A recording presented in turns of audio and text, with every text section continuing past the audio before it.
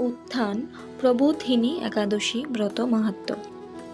কার্তিক মাসের শুক্ল পক্ষের একাদশীর মাহাত্ম্য স্কন্দ পুরাণে ব্রহ্মা নারদ সংবাদে বর্ণিত আছে। মহারাজ যুধিষ্ঠির বললেন, হে পুরুষোত্তম, কার্তিক মাসের শুক্ল পক্ষের একাদশীর নাম আমার কাছে কৃপা করে বর্ণনা করুন।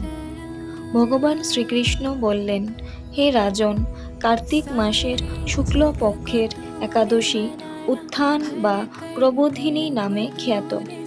প্রজাপতি ব্রহ্মা পূর্বে নারদের কাছে এই একাদশীর মহিমা কীর্তন করেছিলেন। এখন তুমি আমার কাছে সেই কথা শ্রবণ করো। দেবর্ষি নারদ প্রজাপতি ব্রহ্মাকে বললেন, হে মহাত্মা, যে একাদশীতে ভগবান শ্রী গোবিন্দ শয়ন থেকে জেগে ওঠেন, সেই প্রবোধিনী বা উত্থান একাদশীর মহিমা আমার কাছে সবিস্তারে কীর্তন করুন।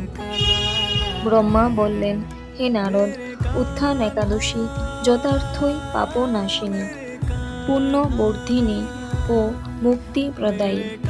এই একাদশী ব্রত নিষ্ঠার সাথে পালন করলে 1000 অশ্বমেধ যজ্ঞ ও শত শত রাজসূয় যজ্ঞের ফল অনায়াসে লাভ হয়।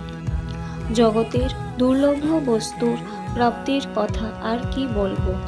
এই একাদশী ভক্তিপরায়ণ ব্যক্তিকে ঐশ্বর্য, প্রজ্ঞা, রাজ্য ও সুখ প্রদান করে।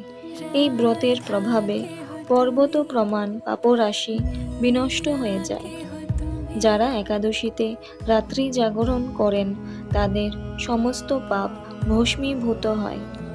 শ্রেষ্ঠ মুনিগণ তপস্যার দ্বারা যে ফল করেন, এই ব্রতের উপবাসে তা পাওয়া যায়। যথাযথভাবে এই ব্রত পালন করলে আশাতীত ফল লাভ হয়, কিন্তু অবিধিতে উপবাস করলে স্বল্পমাত্র ফল প্রাপ্তি হয়।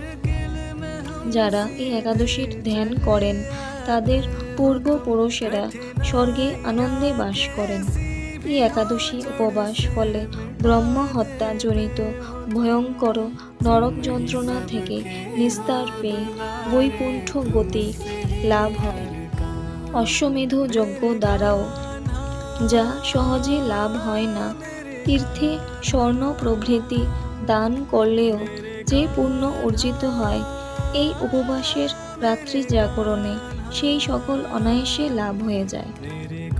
যিনি সঠিকভাবে উত্থান একাদশীর ব্রত অনুষ্ঠান করেন তার গৃহে ত্রিভুবনের